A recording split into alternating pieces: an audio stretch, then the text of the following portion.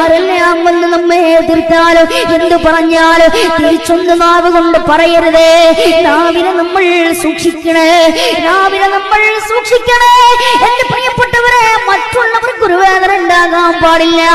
നമ്മുടെ നാവ് കൊണ്ട് പറയുന്നത് ആ സമയത്ത് ദേഷ്യം പിടിച്ചുകൊണ്ട്, അതല്ലെങ്കിൽ നമ്മൾ പ്രകോപിതനായി പറയുന്ന നേരത്ത് നമുക്ക് എന്തെന്നറിയില്ല, പ്രഷർ കൂടിയിട്ട് നമ്മൾ എന്തെങ്കിലും തോന്നിയത് പറയോ. പക്ഷേ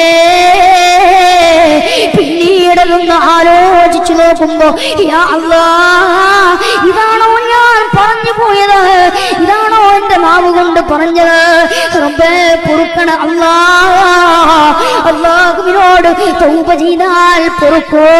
പക്ഷേ ആ മനുഷ്യന്റെ ഹൃദയത്തിലുണ്ടാകുന്ന കറ കളയാൻ, ആ മനുഷ്യന്റെ ഹൃദയത്തിലുണ്ടാകുന്ന മുറിവ് മാറ്റാൻ എന്റെ പ്രിയപ്പെട്ടവരെ നമുക്ക് സാധിക്കുമോ?